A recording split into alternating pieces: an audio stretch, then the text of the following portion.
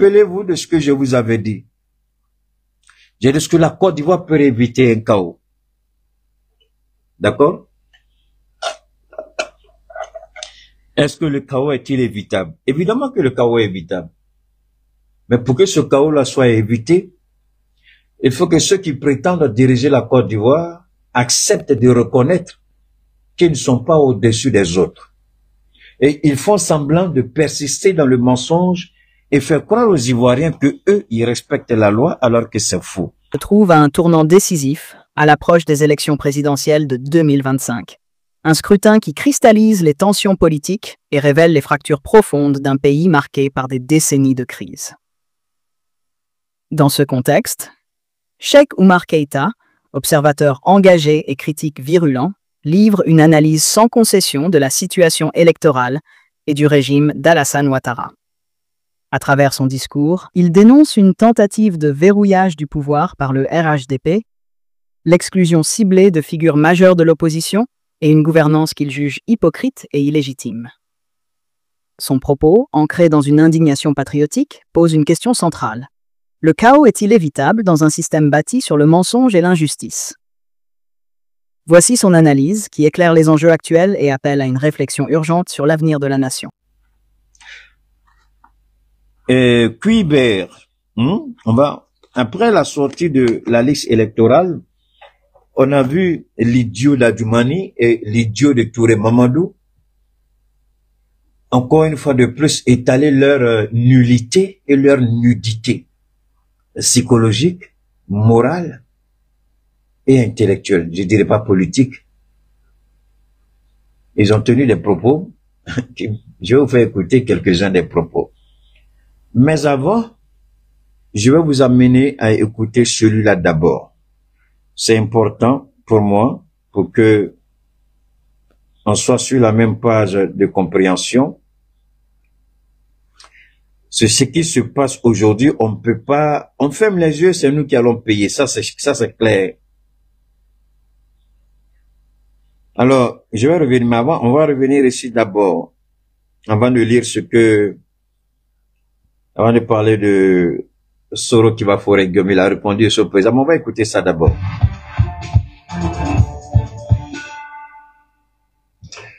Bonjour et bienvenue en tête-à-tête sur France 24. Mon invité est Tidjane Thiam.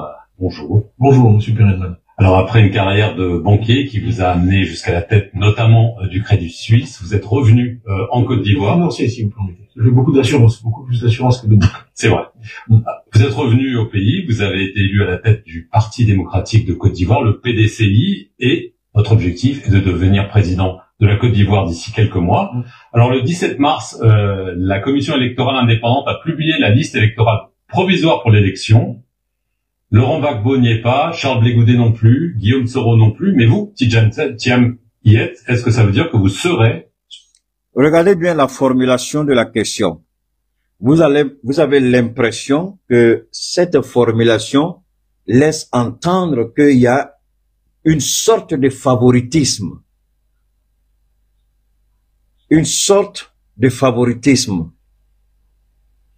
Je répète, une question orientée ainsi vous donne l'impression qu'il y a eu du favoritisme. Je vais marquer un petit arrêt.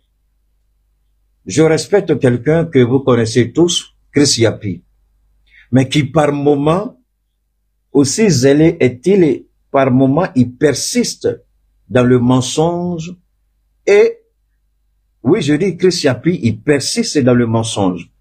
Vous savez, cette histoire de Tidjane Thiam avec Chris Yapi, ça devient une obsession maladive. Et j'ai l'impression que il semble que volontairement quelqu'un lui donne des informations erronées pour induire le peuple de Côte d'Ivoire en erreur. Est-ce que Chris Yapi, honnêtement, a pris le temps pour faire des enquêtes sur Tidjane Thiam? Ici, je ne suis pas en train de soutenir Tidjane Thiam. Et si je suis en train de soulever une question, c'est-à-dire une problématique à laquelle tous les Ivoiriens doivent honnêtement pouvoir répondre de façon honnête, sincère, du dedans d'eux-mêmes. En quoi est-ce qu'aujourd'hui, quand vous regardez le parcours de Tidjane, merci beaucoup Clemcia, quand vous regardez la manière dont il a incité un grand nombre d'Ivoiriens à aller s'inscrire sur la liste électorale. Et d'ailleurs, l'idiot de Chris Yapé, je le dis très bien, l'idiot de Chris Yapé, s'il n'est pas d'accord, il n'a qu'à sortir. Je vais l'allumer, il va disparaître. Il n'a qu'à arrêter de mentir et de manipuler le peuple de Côte d'Ivoire. On lui donne de fausses informations et que ça suffit en ce qui concerne Tidjane Thiam. Le mensonge, à un moment donné, je m'étais dit peut-être qu'il avait raison. Mais comme je suis j'ai pris mon temps et j'ai commencé à regarder Tidjane Thiam dans mon petit coin sans parler. J'ai commencé à regarder de près ce qu'il faisait et j'ai vu une cohérence et une logique. En aucun moment, j'ai vu un déphasage entre ceci et cela. Et l'idiot vient nous faire croire ici que c'est un envoyé de la France. Il y a même un autre idiot qui a pondu quelque chose que je vais vous faire écouter aussi. Soyons honnêtes. Soyons honnêtes. Tidjane Thiam ici va parler. On va l'écouter. Est-ce que vous savez une des raisons pour lesquelles la CEI a refusé de faire ce qu'on appelle la révision de la liste électorale en 2025? Est-ce que vous savez une des raisons? C'est lié à Tidjane Thiam. Est-ce que vous savez ça? Clemsia, est-ce que je suis sûr que tu sais ça, Clemsia? Quand vous regardez, c'est à cause de Tidjane Thiam que la CEI a refusé cette année de faire la révision de la liste électorale. Alors que 27 milliards 500 millions, je vous l'ai dit la dernière fois, 27 milliards ont été dédiés à ce fait. Alors, vous avez 27 milliards en 2025 pour faire la révision de la liste électorale et vous dites qu'il n'y a pas de temps. Les 27 milliards là sont allés où? Ah, j'ai oublié. Allez-y, écoutez. Johnny la menace. Le seul garçon qui fait vaciller tout un pays. Non, Johnny, ta maman a mis enfant au monde. Pati Sagana. Johnny Pacheco. Non. Dites à Johnny que moi j'ai dit, s'il y a personne pour vraiment l'apprécier là, il n'a qu'à se mettre en tête qu'au Mali ici là, il y a un seul gars qui l'apprécie, il s'appelle Cheikh Oumar Keïta. Dites à Johnny que sa maman là, elle a mis vraiment enfant au monde. Tiens! Lui, et puis il sort des trucs, tu te poses la question, le gars là il est comment? Pati Sagana, Johnny la menace. Allez-y l'écouter, vous allez comprendre où sont passés les 27 milliards 500 millions. Qui devait servir pour la révision de la liste électorale. Là. Allez-y écoutez où Cuba est en train de mettre l'argent. Où les 27 milliards là, sont en train de rentrer là. Allez-y regardez. Johnny a parlé, il a parlé hier. Les 27 milliards là. Allez-y regardez où c'est. Mais alors, soyons sérieux. On va développer ça, ne vous en faites pas. On va développer. Quand je vais finir de les chicoter là, ils auront de la peine à porter leur culotte aujourd'hui. Je vais vous laisser d'abord écouter Tidjane Thiam. Sur la ligne de départ. Écoutez, je vais d'abord vous dire pourquoi je suis là, parce qu'on parle de cette interview depuis longtemps, vous et moi. Je suis là parce que je suis inquiet. Après les crises que la Côte d'Ivoire a connues en 99, en 2010, en 2020, je suis inquiet quand je vois qu'on va vers une élection qui risque de ne pas être inclusive. Moi, je suis un démocrate, je crois que c'est très important que tous les candidats qui représentent une part significative de l'élection ivoirienne puissent être candidats, et j'ai des regrets personnellement de ne pas avoir parlé assez haut et fort. En 99. C'est ça, véritable. On va l'écouter après. Comment vous voulez aller à une élection? Vous n'avez même pas honte. Quand vous voulez, moi je vais vous donner un exemple. Quand vous n'êtes pas à la hauteur, vous vous cachez. Quand vous n'êtes pas à la hauteur, vous fuyez. Merci. Quand vous n'êtes pas à la hauteur, vous avez honte. Mais quand vous êtes à la hauteur, vous sortez bien habillé, avec votre parfum bien élégant, vous êtes arrêté, peu importe ce que vous allez porter, gros boubou, costume, c'est vous qui ça regarde. Pas une baoulée, c'est vous qui ça regarde. Vous sortez, puis vous dites, je suis prêt. Mais depuis quand vous voyez, et ces idiots qu'on appelle, ces forcenés, ces ratés, ceux qui ont raté le virage de leur naissance, Touré Mamadou, Adjoumani, Alassane Ouattara, toute cette merde. Mais vous savez, quand vous ne retenez pas les leçons de la vie, les leçons de l'histoire, Dieu a sa façon à lui de vous imposer cette vérité cruelle que vous faites exprès pour ne pas écouter. Tous ces idiots qui nous parlent de loi ici, aujourd'hui avec leur gueule qui pue la merde, ils nous parlent de loi. Mais cette loi-là était où quand ils ont pris les armes contre la Côte d'Ivoire? Cette loi-là a été ignorée. Au nom de cette loi qui demande de préserver la vie ivoirienne, qui dit que la vie de chaque Ivoirien est sacrée, cette loi a été violée par tous ces petits bâtards qui se présentent aujourd'hui comme étant des gens qui respectent la loi. Cette loi était où? Quand ils ont lancé la rébellion 2002, qui s'est terminée en 2011 avec l'arrestation de Laurent Gbagbo, avec l'appui de la France, la communauté internationale, l'ONUCI. Est-ce que la loi a été respectée en Côte d'Ivoire?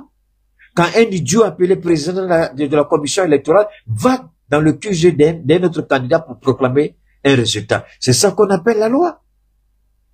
Et puis ils ont des manières fallacieuses de détourner la loi. Non, nulle part il est dit que le résultat doit être exclusivement proclamé au siège. Mais idiot que vous êtes, petit bâtard que vous êtes, pourquoi ils ont un siège alors? Si on a un siège, c'est dans le siège. On n'a pas besoin de le dire. Ça, c'est ce qu'on appelle le bon sens. Ça, c'est le bon sens. Attendez, vous croyez que la maison de tout le monde, là, moi, Cheikh Oumar Keïta, je peux rentrer là-bas pour aller me coucher dans la chambre de quelqu'un? C'est parce que quelqu'un vous reçoit chez lui et puis vous allez vous coucher dans son lit conjugal? Vous avez vu ça où? Quelqu'un vous reçoit chez lui et puis vous voulez aller vous coucher dans le lit conjugal? Vous avez vu ça où? Ça, c'est les idiots du RHDP qui réfléchissent comme ça. Donc, le président de la commission peut aller proclamer ça à l'hôtel du Golfe, même si on dit cela peut, mais cela était lié à des événements ou catastrophes naturelles. Là, le siège ou peut être délocalisé dans n'importe quelle autre région du pays. Mais attendez, quelqu'un vous reçoit chez lui, je répète, est-ce que cela veut dire que vous devez vous coucher dans son lit conjugal?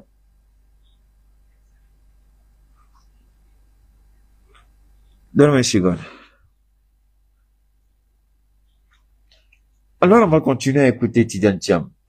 Note après note au président Bédié, prévoyant un coup d'État et des troupes, j'ai fait partir ma famille en juin 99. Et donc, le coup d'État est arrivé. En 2010, j'ai pris la parole, mais assez tard. En 2020, assez tard. Donc, j'ai décidé maintenant de me mettre en position de parler avec autorité, de devenir président d'un parti politique et d'être un acteur pour éviter que mon pays n'aille à une catastrophe. Alors, vous dites que vous êtes inquiet parce que c'est une liste provisoire et que vous pensez que peut-être vous ne serez pas sur la ligne de départ quand la liste des... Vous savez, excusez-moi, hein, quand j'ai affaire à un tel journaliste trop limité, parce que l'idiot a une plateforme d'expression qu'on appelle France 24, c'est regrettable. Regardez l'analyse du monsieur. Il dit par le passé, ma voix n'a pas été assez audible. J'ai pu épargner la vie de ma famille en 99 parce que j'ai vu ça venir. Dans mon parti, je n'ai pas été écouté. Après, il dit encore, j'ai parlé. En 2010, je crois, je n'ai pas été écouté. En 2020, je n'ai pas été écouté. Mais je viens cette fois-ci pour parler. Je suis président d'un parti politique, je parle. Et regardez l'idiot des journalistes qui ramène tout ce que le monsieur dit à la propre personne de Tidiane Thiam. C'est faux. Là, ici, la question n'est pas Tidiane Thiam. Il dit, je suis inquiet. Inquiet parce que là où va le pays, c'est pas bon. La Côte d'Ivoire, actuellement, est sur une pente glissante. Exclure Laurent Gbagbo qui a des millions de voix, c'est dangereux. Exclure Soro Guillaume qui a des millions de voix, c'est dangereux. Exclure Charles Blé Goudé qui a des millions de voix, c'est dangereux. D'ailleurs, si vous prétendez avoir bien travaillé, si vous prétendez être à la hauteur, si vous prétendez être capable de répondre aux défis auxquels vous dites que vous avez déjà eu des solutions, vous avez apporté des solutions, mais pourquoi vous avez peur alors de la candidature de Soro Guillaume, de Gbagbo Laurent, de Charles Blé Goudé et autres, j'en passe. Aujourd'hui, ils se font passer pour ceux qui respectent la loi. Ce sont les mêmes qui ont pris des armes contre cette loi, contre ce pays, contre ce peuple. Ils n'ont jamais été jugés pour avoir commis de tels crimes. Ils ont eu droit à ce qu'on appelle amnistie générale. De la part de qui? Du président Kodo Laurent Gbagbo. De tous les crimes qui ont été commis, et par Alassane Ouattara, et par la rébellion. Gbagbo a pris cette loi, et a amnistié tout le monde. Mais quand il s'agit de Laurent Gbagbo, quand il s'agit de Soro Guillaume, voilà des pathétiques plaisantins appelés politiciens. Ils ont cette façon de doubler, de dribbler. Non. Vous ne pouvez pas vous amuser avec l'histoire. Vous ne pouvez pas vous amuser avec l'éternel. Vous ne pouvez pas vous amuser à ce jeu-là. Parce que dans ce jeu, Dieu reste le maître. Le premier et le dernier. L'alpha et l'oméga. Le commencement et la fin. Celui qui a toujours été là. Celui par qui tout a commencé. Il s'appelle Allah. Il connaît ce jeu-là plus que vous. Alassane Ouattara devrait avoir honte avec son âge. Quand vous dites, j'ai bâti ma carrière sur l'honnêteté, l'attitude d'Alassane Ouattara contredit tous les propos mensongers qu'il a tenus en ce qui concerne son honnêteté, sa probité, sa conduite soi-disant exemplaire. Écoutez très bien. J'ai été ceci, j'ai été cela. Mais si vous dites que vous avez été ceci et cela et que vous avez même un diplôme, vous avez exercé des fonctions à des responsabilités élevées, alors que nous savons que pour exercer ces fonctions, il faut avoir au moins, même si vous n'avez pas ça en vous, mais dans l'exercice de cette fonction, on va vous amener à avoir cette relation. C'est-à-dire accepter la contradiction. C'est-à-dire le jeu de la démocratie, c'est-à-dire, une fois de plus, la différence d'opinion. On ne peut pas avoir un dialogue monologue, mais un dialogue je peux dire multilatéral. Chacun a sa position, mais dans le respect des uns et des autres, chacun essaie de faire prévaloir ses idées. Mais voilà quelqu'un qui dit qu'il aime la contradiction, mais il déteste, écoutez bien la supercherie de Ouattara, la malice maléfique sataniste de Ouattara. Écoutez très bien. Il prétend aimer la démocratie. Mais dans la pratique de cette démocratie dont il fait question, Alassane Ouattara, il choisit lui-même ses propres pions avec qui il veut jouer. Voilà quelqu'un qui dit qu'il est apte à jouer au jeu de la démocratie, mais qui choisit lui-même ses propres adversaires. Mais attendez, de quelle démocratie on parle ici? Vous choisissez vous-même ceux avec qui vous voulez compétir, et puis vous nous dites là que vous êtes démocrate. C'est quoi ça? C'est quelle démocratie ça? Vous choisissez vos propres joueurs, vous choisissez vos propres adversaires, vous choisissez avec qui vous voulez compétir, et puis vous dites, je suis, mais tu es qui? Petit menteur là, tu es qui?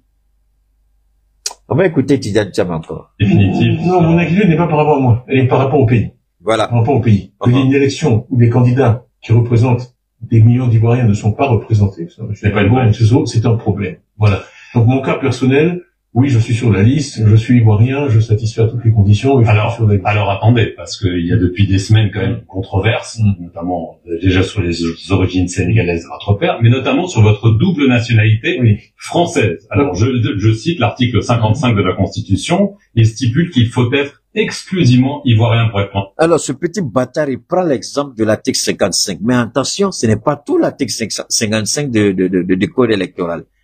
Le même article dit, vous ne pouvez faire plus de 2 mandats. Combien de mandats Ouattara est en train de faire maintenant? Combien de mandats il veut faire maintenant? Il a déjà fait 3e. Il veut faire 4e. Mais pourquoi il ne soulève pas cette question-là? Et puis c'est sur les origines sénégalaises. Mais au fond, il a dit devant tout le monde, chez eux, là, c'est le matriarcat. Aucune de ses sœurs n'a pu donner naissance à des enfants, mais c'est une de ses cousines c'est elle la chanceuse, c'est elle qui s'est mariée avec Thiam, leur papa. Donc, chez eux, la coutume, c'est le matriarcat. C'est pourquoi elle dit, mes héritiers directs, ce sont les enfants de ma cousine là. Puisque mes autres sœurs n'ont pas pu avoir des enfants, donc ces enfants-là seront, lui, ses héritiers directs. C'est-à-dire, tous les enfants de Thiam. Et c'est ce qui s'est passé. On pose la question aujourd'hui, mais attendez-vous, est-ce que vous croyez qu'il est le seul, vous croyez que c'est le seul garçon de Thiam? Attention. Il y a son grand frère Augustin, il y a Daouda, et ils sont beaucoup quand même. À ceux-là, la question n'a jamais été posée. D'ailleurs, la question de la nationalité, il répond à quel besoin? C'est vrai qu'il faut protéger, il faut faire ceci. Et un joueur en même temps, l'arbitre du jeu. C'est ça, Soumalo, c'est ça.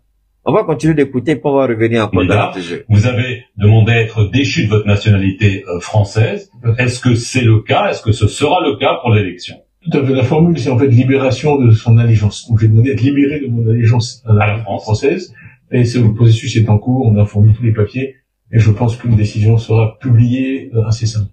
Donc, vous n'avez pas d'inquiétude de ce point de vue? Pas d'inquiétude de ce point de vue.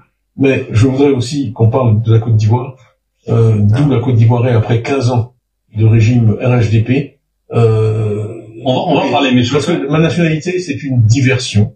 On essaie de faire de moi le sujet de cette campagne. Le sujet de cette campagne, le sujet de cette campagne, c'est un bilan de 15 ans de gouvernement quand on demande d'en avoir 5 ans de plus. Le sujet de cette campagne, ce n'est pas la nationalité de Tidjane Thiam. Quels que soient les efforts déployés pour me mettre en première page des journaux tous les jours et escamoter le débat qui est le débat. Alors, quand Chris Yapi voit ces attaques-là, est-ce que la malhonnêteté de Chris Yapi doit l'aveugler à tel point qu'il continue d'induire le peuple de Côte d'Ivoire, manipuler l'opinion publique ivoirienne pour dire c'est l'envoyé de la France, c'est l'envoyé de la France.